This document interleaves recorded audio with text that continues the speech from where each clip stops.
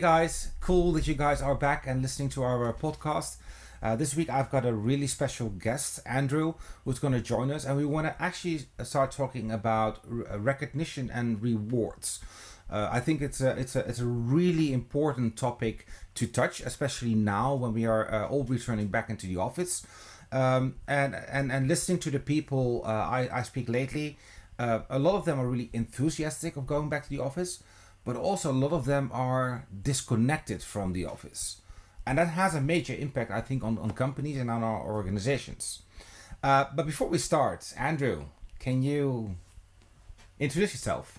Yeah, hi. Thanks for having me. Really happy to be here. So I'm Andy, co-founder of Beacon. So I've worked in senior positions for about 20 years across FMCG and finance, in leadership positions. And I founded Beacon really because I wanted to really explore leadership and development. Reward engagement is a real passion of mine. So that's why I founded it. I wanted to help leaders, startups, etc., really explore that. So it's great that I've had the opportunity to talk to you today. So thank you. Cool. Hey, we spoke, I think, about a week ago, and yeah, of course, I did some investigation around the whole topic. Maybe put some numbers forward, as I think those numbers will resonate with a lot of people on why this is actually so important. And I'm going to also be looking back at my experience. If you look at, there are basically three levels of how you can motivate someone as a leader. The first one is you can focus on someone's strengths. Someone's really good at something. How can you make that better? How can you make them better? That exciting part. And I read a quite an old survey, and they mentioned that if you focus on someone's strengths, the likelihood of the person becoming disengaged drops with a mere 1%. That's good, huh? Yeah. But when you focus on someone's weaknesses, the likelihood of them getting disengaged is 22%. I don't want to add one thing on this one because it's actually really quite funny. This week I spoke to one of my clients, and she mentioned that they tended to invest in the weaknesses of their team members, things they wouldn't learn anyway. And they spend a lot of money on that. But they turned that around. They started investing in the strengths of people. And that example they gave in that they were trying to teach someone to speak English and Dutch, French. The guy speaks French. And it actually didn't work. They spent a lot of money. So they turned it around. So they went to the team and they told 3 account managers to speak French. They already spoke French, but now they got a French course. They picked it up quite easily. The benefit was that they had to train 3 people in French, but the benefit was that now the whole team could communicate again. So they focused on the strengths. So we have 2 comparisons, but there's also the third one. If you focus on someone, if you ignore basically a person because you don't like them, they're not good enough, or whatever, the likelihood of disengagement rises to 40%. Well, that 40% ends up at the water cooler. So I think these are really good statistics on why we want to have this discussion today, and get you guys involved in what it actually means to look at recognition, reward, and engagement, and how that possibly could impact your bottom line or your top line growth. Andrew. Yeah, I think you've opened it up brilliantly. They're real hard-hitting statistics, actually, aren't they? You know, when you look at rewards, I think, you know, for me, when I started looking at reward as a whole, you look at extrinsic reward or the external reward, and that's ultimately pay, benefits, et cetera, et cetera. And ultimately, you look across the marketplace, and they're all very similar. I can go from X here, and the salary banding is pretty similar. I know I'm going to get X benefit, I'll get a company car or whatever. And actually, it's not about that. People will sign on a dotted line for that, but the reason they stay, the reason they develop, the reason they become who they need to be is because they have a trust and they're empowered and they have a great culture and they believe in what the company's doing. And that, for me, is what intrinsic reward and engagement's about. And the bit you talked about essentially being your best.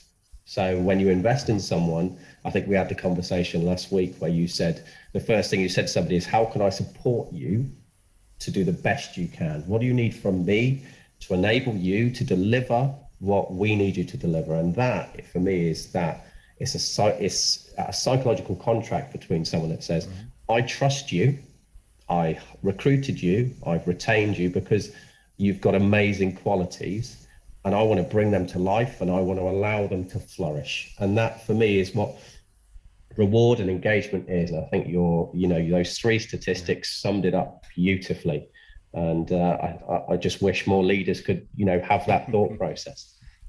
Well, I think the biggest challenge we have as leaders and within organizations is that we look at the reward perspective from how do we get someone in.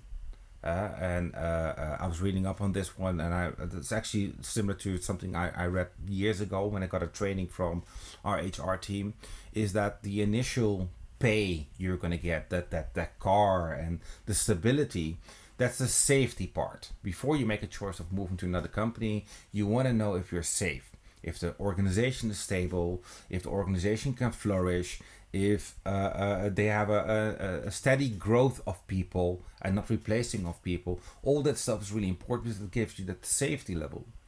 But safety level doesn't mean you will stay there for the longer term. And there's a massive difference between those two. I think you had a similar experience in one of your previous employments. I did. That's also the reason why you now started Beacon. But maybe you want to share something about that. Yeah, I think I work for a large, multinational corporation, and essentially what you find is that the culture of business can be brilliant. You can say the right things, but ultimately it becomes a psychological contract or intrinsic reward ultimately goes from me to my leader, or my immediate leader. And that is where it's built. And that is where you can create an amazing employee who stays for life, who's extremely productive, adds huge amount of value, creates deals, etc. Or you create someone who's disenfranchised, the water cooler chat, the person who exists just to come to work and just to do what's necessary, as opposed to doing what's right and adding value. And that in a nutshell is where, for me, I wanted to really experience reward and talk about reward and understand it. Because when you see businesses which have brilliant rewards and brilliant cultures, they are the people that will grow, they will develop, and they will be sustainable. It's really easy to create a business based on pure number driven. You need to hit X, Y, Z, but ultimately they fail because they're not looking after the people. And when we talk about burnout or the great resignation, which is happening at the moment, or whatever you want to call it, that's because ultimately these people have looked around and they've said, I don't feel psychologically connected. I don't feel part of the culture and the values of my organization, which is encompassed through my leader. So I want to find somebody else who can give me that. That's what I crave. We are, as you said, our contracts of employment pay for our lives, and they pay for our family's lifestyle. But that's not enough. That's not enough anymore. Sure. No, we spend more time at work than ever before. Yeah, I think most people who leave the company don't leave the company. They leave their leader. That's a fact. It's generally not the company, they leave the leader. I've seen that with myself. I've seen it also with team members. I have had moments in my career that people in my team were leaving because of me, and I had to take a hard learning from that, especially in my early years as leader, because I thought I was really good in doing something. I got promoted, I became the leader, and actually I was not equipped or trained to really be a leader to get the most out of other people. I just knew the trick. And that's also a massive challenge I see in leadership. And I'm going to take it back to myself. And I think many of you guys are listening, and ladies, by the way, are listening. You have done a hell of a job when you were in sales or in operations or success or whatever job you had. But being good at something doesn't mean you're a good leader. And there are different levels to that. It's also how do you listen. I had team members coming up with ideas. It was late in my career when I figured out, wait a minute, I should not be telling them what they need to do. I just should be telling them where we need to go, what we want to achieve, and I would need to ask them how we will get there, because that's a different perspective. And a lot of times I was so surprised by the people that they came up with ideas and concepts, some I really thought they were ridiculous and stupid. So I kept asking the why question, and I kept asking the difficult questions, but I never said it was a stupid idea. I just really wanted to understand if they felt comfortable and ready to engage on whatever method they wanted to apply to achieve that certain goal. And the interesting part was that by doing that, 98% of the journeys they took actually delivered success. Maybe not the way I would have seen them doing it, maybe not the way I would have done it, but I didn't hire them to listen to me. I hired them because they could tell me how we could get somewhere. I'm not the specialist on everything. I just know where we want to go in our strategy, and we need to figure out how we can do it as a team. So that's that intrinsic motivation. A salary, giving someone an increased salary, it's interesting, but they get that increased salary. They're happy for, they get that feeling for about 5 minutes, and then it's salary. Same thing with buying a new car. You buy a new car, and it's a beautiful thing, and all the options.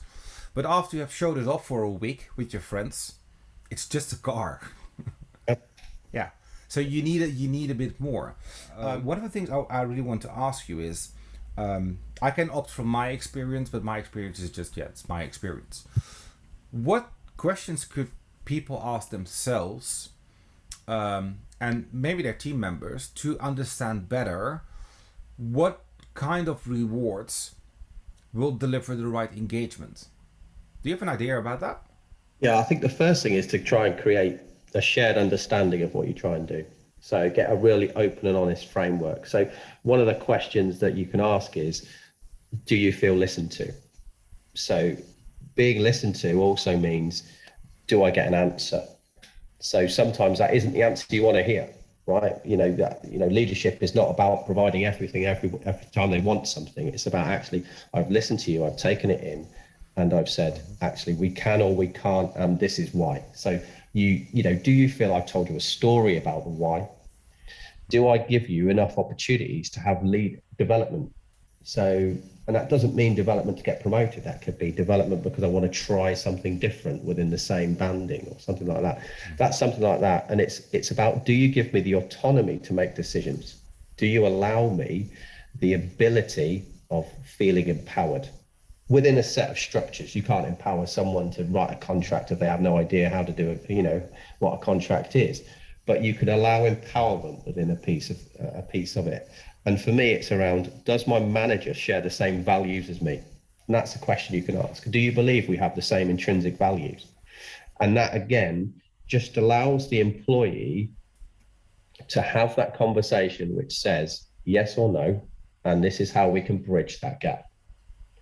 Employee engagement and motivation is about that shared understanding which says, I feel safe to talk to you, and I feel safe that you're going to give me an answer, and I could go home and say, do you know what, I felt listened to today, and because of that I want to come back and do more tomorrow. And that for me is a couple of key questions you can ask which will help drive your employee experience. Yeah, nice. Because I think that's the main struggle, look, you have different types of leadership styles that people have. I remember years ago we did a training around I think we were 12 or 15 different leadership styles, and we were assessing each other as leadership team. Some were they were running actually a production facility, like a production facility. There were hard KPIs on the volume of work, etc., and they were controlling those numbers, really the numbers game.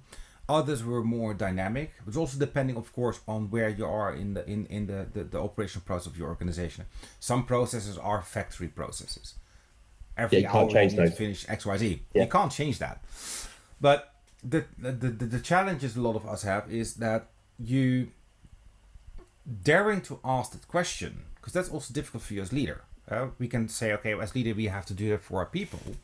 Vice versa. To which extent do you dare to get that negative feedback? Do you dare to work with that negative feedback? A lot of times when I speak to people I coach, they'll be, but look, it is what it is. We have to go there. We have to do that. Okay. by gathering that feedback, you can adapt. Yeah, but this has to be done. They get cluttered. Sometimes they have a fear of feedback. Yeah, back to leadership. They have a fear of feedback. Like you people could have a fear of feedback. Is my boss liking me? Am I doing the right thing? That fear, which results into asking a lot of questions and too many questions and not doing that much, and vice versa. But how can we help people? For instance, the people who are listening now, how can we help them overcome that fear? What would be the advantage for them of changing their way of communicating and doing with their teams, and vice versa? I think that it's a great question, because ultimately, that, like you say, as a leader, a lot of times you get to that position because you're really good, and you don't want to hear, how to change or what people need to hear. But ultimately, it comes down to, if you want to progress and adapt your organization, you're going to need to take some feedback. Sometimes you can't change certain things. If you work in a field where a process needs to be done this way, then you can't immediately change it. And you just have to, that's the bit where you tell that story and you say, I think that's a great idea. I'd love to talk about it some more. However, right now we can't change it, but come up with me some ideas. We'll have a look. We can cost it. We can do whatever. It's about taking that feedback as it's meant to be given, which is a really, really engaging piece of feedback to improve the organization. When you elicit this type of feedback, it's about the employee saying, I want the business to be successful, and this is my idea. And it doesn't mean it's right. It doesn't mean it's wrong. It means it's an opportunity to have a conversation to say, let's do this together. And I think, back to my first point with how you used to lead, it's about how can we do this together? It's can we do this as a team, bearing in mind that ultimately everyone in the room has to know that at that point you were the leader. There were times when you would say, stop, no, we still have to do X. And I think you have to have that, you have to unlearn that top-down leadership approach, which says, I'm the boss, this is what we do. There's a time for that, absolutely. Don't discount that. But there's also a time for listening, empathizing, and learning. Yeah, I think it's a good one. Hey, also a bit looking at the time, we're trying to give the people who are listening a short and sassy advice and a bit of a fun chat. We are now at the I'm not allowed to say we are post-COVID, but I'm going to be really, really positive. We are ending the COVID cycle. We're going back to work. We're trying to engage our teams again. But we all know a lot of people are not engaged anymore. They have lost it. During the COVID, because we couldn't see our people, we added processes. We added extra desks where you can add requests and follow it through a flow. We have been putting all that structure into our companies. And we may have lost that connection with our team members. If you look at post-COVID, people coming back to the office, what are your top 3 engagement tips you could do to get your people behind the cause of the company again, to get them involved in the next step of growing the business again from a positive perspective? I think the first thing is, it's an amazing question because so many people are doing that right now, aren't they? I think the first thing is actually, does the values or the purpose of the organization we have now fit what we need to do? So that's the first thing, is actually, does the previous aligned values or purpose that we had, is that right for now? And actually engage your team around, what should we do next? What does this post-COVID world look like? The second one is say to them, actually, some of the things we built into COVID, do you think they're necessary? Let's take a blank sheet of paper, let's do a blank model and say, right, okay, what do you like, what don't you like? Let's strip it out and say, okay, let's try this. And the third thing is, it goes back to let's get really, really quick at feedback. So when you don't see something, let's be in the room, stand by your decision, and let's have a conversation about it. I think the best thing through what COVID has taught us is the power of engaging people and having a conversation, a human conversation. Emails, text messages, WhatsApp, whatever we do, it's not the same as having a voice-to-voice, face-to-face, interpersonal relationship. And we need to start doing those again to build to build that empathy within ourselves.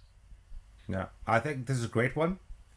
I'm gonna put one thing forward because I hear one thing coming back is that again that engagement and the face to face and the communication. For the people listening, if anyone tells me that they have not been able to engage face to face with their team members through a Zoom call or through a Teams call, I literally would say that you didn't do a good job, because I think you really can. If you guys will be looking at this video on YouTube instead of listening to the podcast, you will see that Andy and I are engaging. We're mates on the other side. He's in the UK, I'm in Barcelona. We don't care.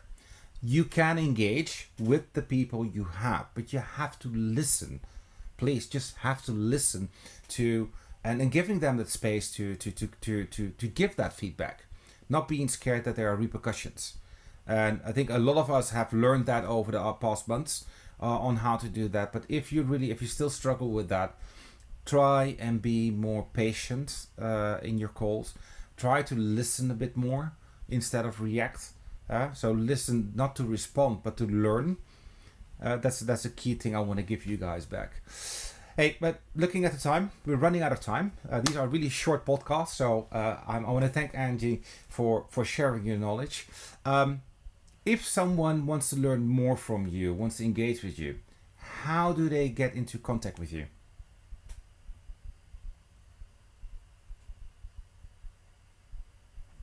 And I think now we have a challenge, because now the sound is freezing up. Andy is hanging with his screen.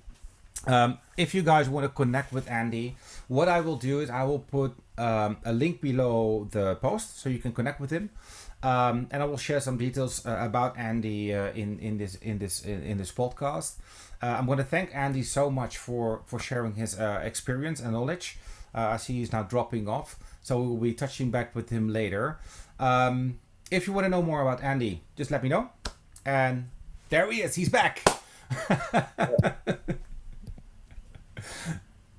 So this is the technical part of recording podcasts via Zoom. Sometimes you need to improvise. So Andy, I was telling them I'm going to put a link to your LinkedIn profile in below the post and put a little bit of short bio around you. If they want to contact you, that's the best way of doing that. Andy, amazing what you shared. I really loved it, and I think this really adds value to the community. So guys, connect with him. This is a really great guy. You're gonna love him like I love him already, like a brother from my other mother in the UK. That was a joke, by the way. So I'm gonna wish you guys a lovely day, a lovely week. Have some fun. Try to have fun. That's the most important thing. And if you have fun with your team, all the other stuff will fall into place. Thanks, Andy. Thanks, mate. Take care.